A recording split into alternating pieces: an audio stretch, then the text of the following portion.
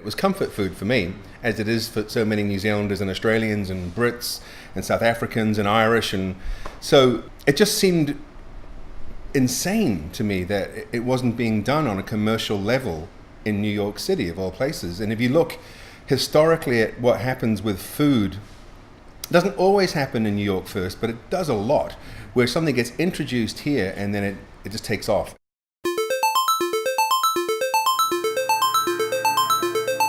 If you go back far enough, apparently the Egyptians thought of the meat pie first. Encasing food, sometimes meat, usually fruits, etc., in pastry so thick that no air was getting in, and it would keep for long periods of time.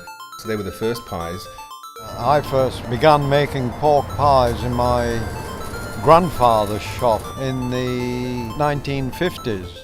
The 17th century, going into the 18th century, England or the British took over or whatever. So, we kind of took some of the stuff from that because, we basically shared their culture or whatever for that period. Over time in New Zealand and Australia, it morphed into less of a sit-down meal to this food which is phenomenally convenient. I owned a pub back then, and I remember looking down the bar one night and people had their heads down stuffing these Cornish pasties and sausage rolls into their faces. And I remember thinking then that there might be something in this. We coming out of slavery, this, it's no secret or whatever, so we basically take the scraps, the stuff that our white slave masters or whatever would throw in the garbage or whatever, and we try to use that stuff to the best of to create something from it, basically.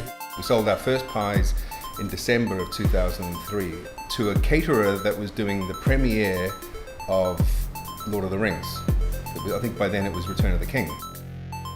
What the hamburger is to America, the meat pie is to the average Britisher.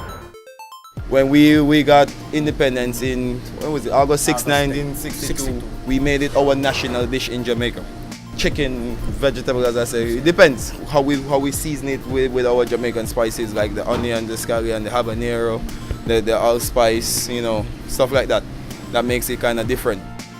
Pies and meat, really, because it just means sweet in America. So the response has been very often people getting to the cafe and coming in and looking for apple pie, cherry pie, custard, all that, and not finding it, and actually being a little bit repulsed at the thought of meat.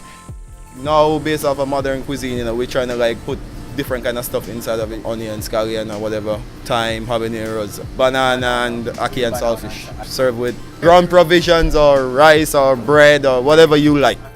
They will eat sausage rolls, but steak and kidneys out of the question.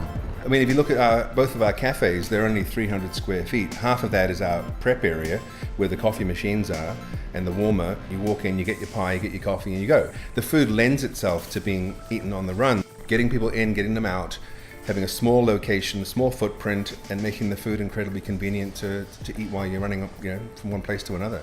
Making a good pork pie is an art form. Unfortunately, it's being lost.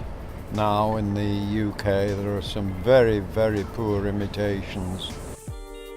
We adapt a lot from other cultures, make it uniquely Jamaican, but then also be able to appeal to somebody like yourself, People are taking on to it.